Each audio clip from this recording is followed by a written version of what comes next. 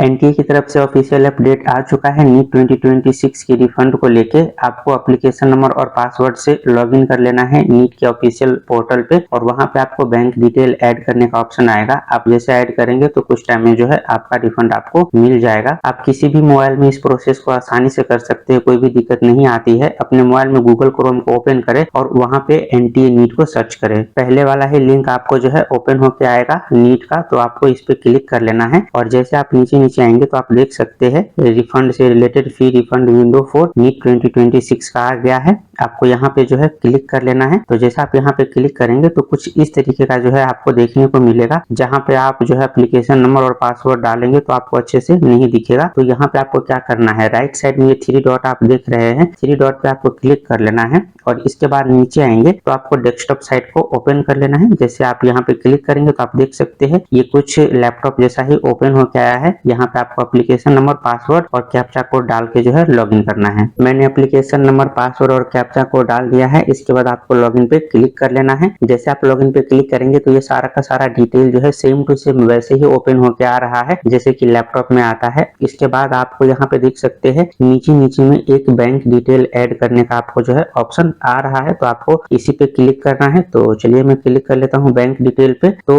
इसके बाद next page open होके आती है और इस पे सारा का सारा जो है डिटेल क्या क्या आपको फिल करना है वो यहाँ पे दिया गया है। तो फर्स्ट वाली रो में जो है आपको नाम डालना है जिसका भी बैंक अकाउंट आप यहाँ पे ऐड कर रहे हैं। ध्यान रहे कि आप अपना भी यहाँ पे बैंक अकाउंट यूज कर सकते हैं, भाई बहन, पापा मम्मी, किसी का भी यहाँ पे जो है बैंक अकाउंट आप ऐड कर सकते हैं। जरूरी नहीं है कि जिसका फॉर्म है उसी का बैंक अकाउंट होना चाहिए। किसी के भी बैंक अकाउंट ऐड करेंगे तो उस पर जो है वो पैसे आ जाएंगे। इसके बाद सेकेंड स्टेप में IFSC कोड पूछा गया है। जो भी बैंक आप ऐड कर रहे हैं उसके पासबुक पे जो है IFSC कोड लिखा होता है तो वो डाले। इसके बाद अकाउंट नंबर डालना है और सेम अकाउंट नंबर को यहाँ पे रिपीट करना है। इसके बाद बैंक का नाम डालना है, जो भी बैंक का जो है आप यहाँ पे डिटेल डाल रहे हैं। इसके बाद एक और डिटेल यहाँ पे पूछ रहा है, स्कैन कॉपी पूछ रहा है कैंसिल चेक का। लेकिन ध्यान रहे ये जो है वो ऑप्शनल है, आपको डालना है या नहीं डालना है वो कम्प्लीटली आप पे डिपेंड करता है। अगर आप डालते हैं तो अच्छी बात है, नहीं डालते हैं तब पर भी कोई दिक्कत वाली बात नहीं है। तो इसके बाद आपको यहाँ पे जो है चेक पर क्लिक करना है और इसके बाद सबमिट करना है। मैंने सारा डिटेल यहाँ पे फिल कर दिया है। ध्यान रहे कि आपको IFSC code, account number, bank का नाम सब कुछ सही डालना है, क्योंकि एनटीए के जो ऑफिशियल है यानी कि ऑफिशियल न्यूज आया है उसमें क्लियरली मेंशन किया है कि अगर आपने कुछ भी चीजें गलत डाले तो फिर जो है आपको रिफंड नहीं मिलेगा। मैंने सारा डिटेल सही डाले हैं। इस बॉक्स पे आपको जो है वो टिक करना है और फिर इसके बाद जो है आपको यहाँ पे सबमिट वाले बटन मिलेगा, आपको यहाँ पे सबमिट कर देना है। नेक्स्ट पेज पे आपको वापस से ये पूछ रहा है कि आपने जो डिटेल डाले हैं वो सारा का सारा डिटेल सही है तो यस करें, और अगर नहीं डाले हैं तो आप नो करें और नो करने के बाद वापस आप उसको सही कर सकते हैं। पर अगर आपने एक बार यस कर दिया तो फिर आपने सही डाले हैं या फिर गलत डाले हैं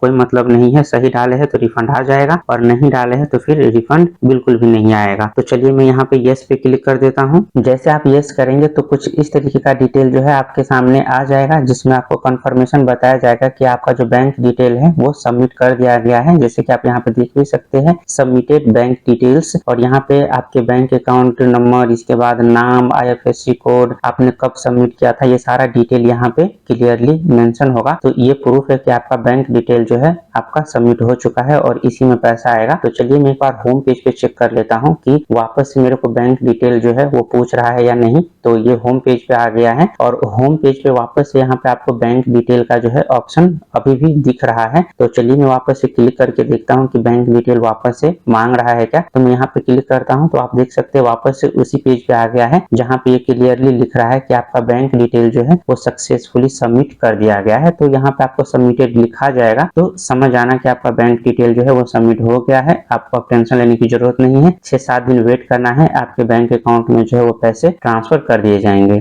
एक बात और यहाँ पे ध्यान रखना कि बहुत सारे स्टूडेंट का ये डाउट है कि मैंने खुद से पेमेंट किए थे अपने बैंक अकाउंट से, UPI से स्कैन करके, debit card, credit card, internet banking या फिर वॉलेट से किए थे, तो क्या मुझे ये वाले स्टेप जो है वो फॉलो करने हैं क्या, यानी कि बैंक डिटेल ऐड करने हैं क्या? तो 100% करने हैं। ऐसा कुछ भी एनटीए की तरफ से अपडेट अपडेट नहीं आया है कि जिन्होंने भी खुद से पेमेंट किए हैं उसको बैंक डिटेल ऐड नहीं करना है। ऐसा कुछ भी नहीं है, हर किसी को जो है बैंक डिटेल ऐड करना है। तो ऐसे बैठे मत रह जाना कि मैंने तो खुद ही पेमेंट किए थे, मेरे तो ऑटोमेटिक पैसे आ जाएंगे, बिल्कुल भी नहीं आएंगे। आप अपने मोबाइल से ही बड़े आसानी से बैंक डिटेल को जो है वो डाल सकते हैं। तो बैंक डिटेल को जरूर अपडेट करें।